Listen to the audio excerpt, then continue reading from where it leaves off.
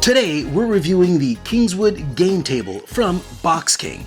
I'm Mark Maya, and this is Board Game Coffee. Get back here this instant! Thank you. Oh, I love you too, and I couldn't have done it without you. Thank you. Feast your eyes on this beauty. I am downright giddy to have this thing in my house. Now, before we start this review, there are a few things that I'd like to bring to your attention. First off, it's important that you understand that I received this table for free.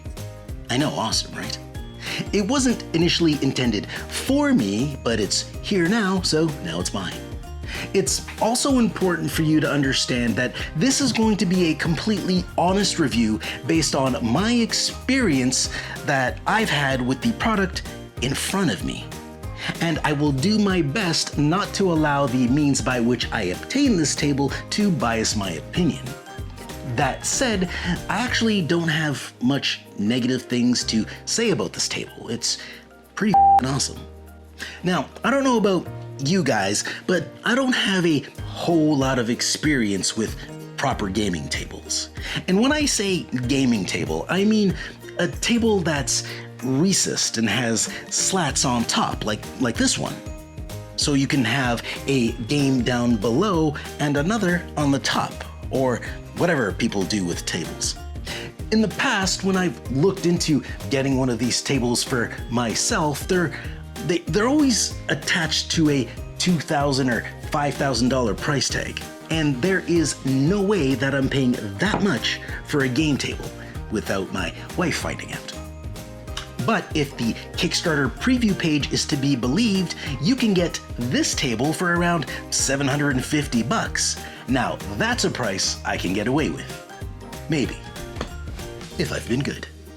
The thing with price is, it's all relative to your individual situation, so I don't typically like to include prices in my reviews, but regardless of how much it costs, one thing we can all agree on is how pretty this thing is.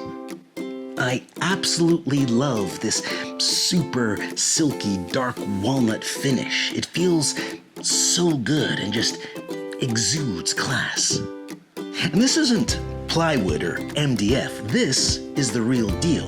A tree died for this. I know that sounds terrible, but we all know where wood comes from. The table itself is as sturdy as you can get. Like, I'm really trying here. This thing is barely moving. And it's easy to assemble. A few minutes and you're done. In total, there's like 8 screws that you bolt into 4 legs and that's it. Mind you, getting at those screws with this Allen key they provided is a bit of a pain in the ass, but only a bit. Oh, and did I mention it's heavy? And I'm not talking just a little heavy. It's heavy, which I guess is to be expected considering the whole thing is made out of wood, a testament to its quality. Now let's get some of those heavy-ass slats off and take a peek under the hood, shall we? This button here, which you can't see, but trust me, it's there, got me more excited than it probably should have. All you gotta do is push it, and it raises the slat for easy removal. How cool is that? I didn't even know this was a thing that tables did, but it makes total sense, and I love it. Although I never seem to know what to do with these slats once I remove them. Let's just, ta-da! Now this is what it's all about. This is a game changer for me. You see, one of the things that Brittany and I have always wanted since we got into the hobby of board games was a table that we could dedicate to a campaign game. A table where we can leave our game set up and come back to it whenever we want without having to put it away every time guests come over to play something else. Which is the primary reason why we never get through a campaign game. But now we can just sit down and continue playing where we left off without the hassle of digging out the box and setting everything up again. Hell, I've even heard that some people use these things to eat on. I mean, I'm a 2-layer game guy myself, but if dinner with the family is your thing, have at it. I don't fetish shame. But that said, keep in mind that the slats are not waterproof, so anything that you spill on top will leak to the bottom. But luckily, we have cup holders. We'll get back to these in a bit.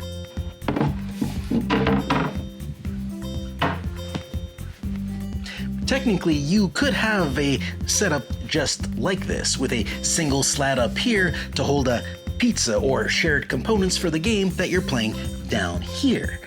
However, any dice that roll underneath this slat are gonna be a bitch to dig out.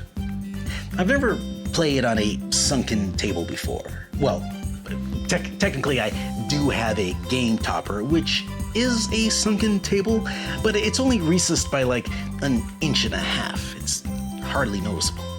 What I mean to say is I've never played on anything this deep. Admittedly, I always thought it would be weird and awkward. Yes, I did say I always wanted a table like this, but more for the fact that I could store a game underneath and then, come back later to play it again. I always figured that the awkwardness of the recessed surface would just be something I would have to deal with. Man, was I wrong. Not only do I get a better vantage point of what's happening on the table because it's so much lower than my eye line, dice don't roll off the edge. And this ledge here not only makes for a convenient armrest, but it's a great place to lay down your rule book when referencing rules during the game without disturbing anything you got going on down here. Now, you might have noticed that there's really no safe place to rest your beverage on this table without the possibility of causing a complete disaster. And as mentioned before, even these slats aren't waterproof. This is why I highly recommend picking up some of these removable cup holders. I believe they're priced at around $10 each or less. Don't hold me to that, but I think I'm close. Either way, it's money well spent. Just get as many as you need. You can place them anywhere along the slots that run across the 4 sides of the table. And these cup holders have 2 settings. You've got bucket mode, which is perfect for holding pint glasses and snacks. And you got claw mode, or whatever it is that you would call this. But whatever it is, this is what you use to hold your wine glasses, possibly a goblet. But neither mode will hold a mug. There's also these bit trays that you can use to hold all your bits. Now, here's the thing about these trays. The center part is interchangeable, but I have no idea why. I mean, there's this tray that has 2 separate sections, and then there's this tray that has 3 separate sections. And maybe it's just me, but it doesn't seem to be that there's enough difference between these 2 things for both of them to exist. And the fact that they come out of their holder also baffles me, because I can't imagine what you would do with this without the component tray in it. But all that aside, I do like the component trays. I might not understand why there are multiple versions of them, but they are extremely useful, and now that I have them, I'm going to use them all the time. Do I think they're as necessary as the cup holders? No, absolutely not. The cup holders are a must-have. So if you're a little tight on cash, maybe pass on the tray bits or the bit trays. That said, let's take a step back to the cup holders, shall we? I would be remiss if I didn't bring this up.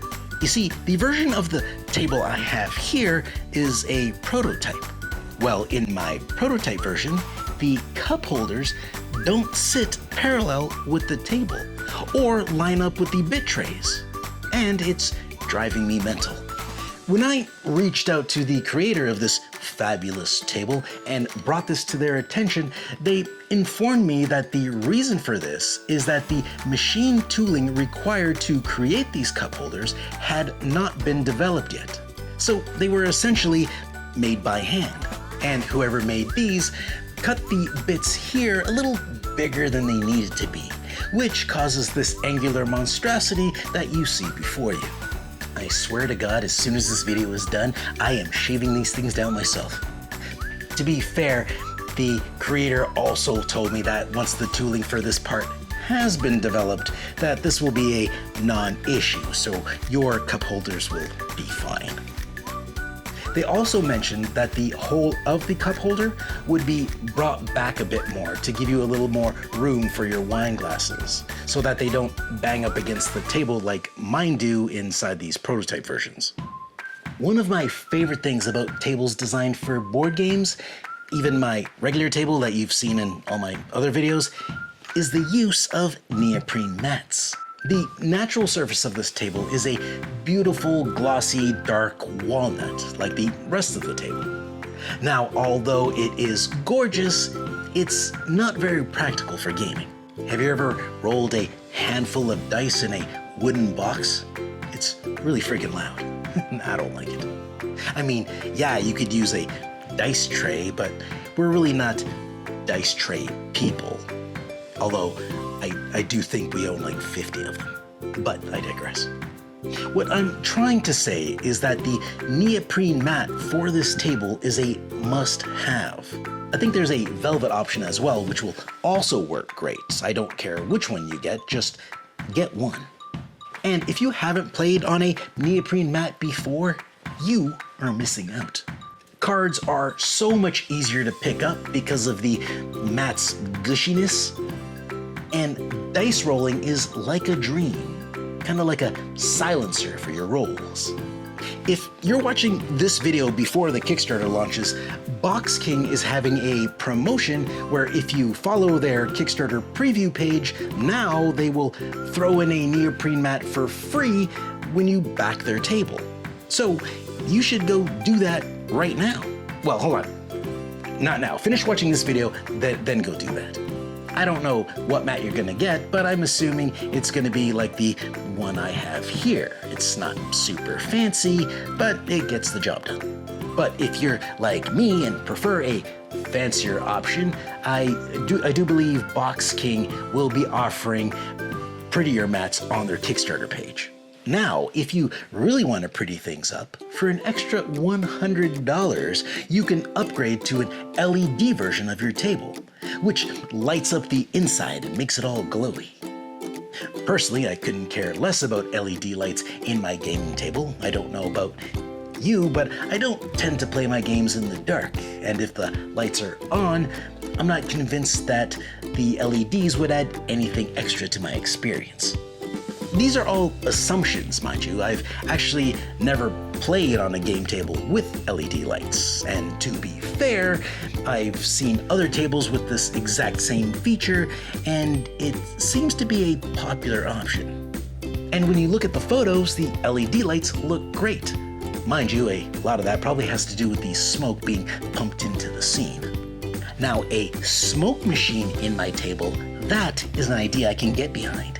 Just imagine the ambiance it would create. All right, final thoughts. This table is fantastic. It's gorgeous, it's functional, it's well made, and easy to put together. I can't say enough good things about this table. In the little time I've had with it, I've absolutely loved it. And I'm excited about how many more gaming opportunities this is going to open up for me, especially when it comes to campaign games.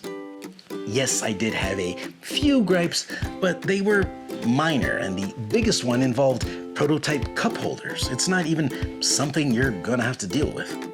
Now, I can't tell you if it's worth your money, but what I can tell you is that it's probably one of the best high-quality gaming tables that you're going to find at this price. One last thing before we go.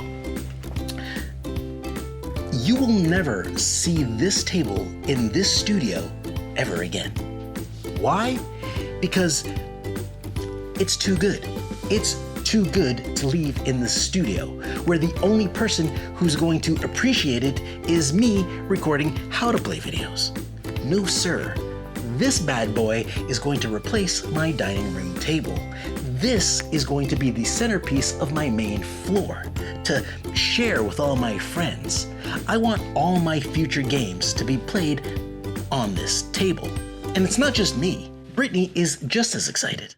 She stayed up last night online shopping for chairs that would match. All right, let's wrap up this video. If you're looking for a good quality gaming table, check out the Kingswood game table on Kickstarter, launching very soon. And don't forget to follow the Kickstarter page to receive your free neoprene mat. See you next week. Thanks for joining us. If you like this video and you want to see more, subscribe to our channel. It's the best way to keep up to date with everything we do here at Board Game Coffee. But if you want to see more right now, we got plenty of videos to choose from. And if that's not enough, follow us on Instagram, Facebook, and Twitter. I'm Mark Maya, and this is Board Game Coffee. And remember, have fun, keep gaming, be social. See you next week.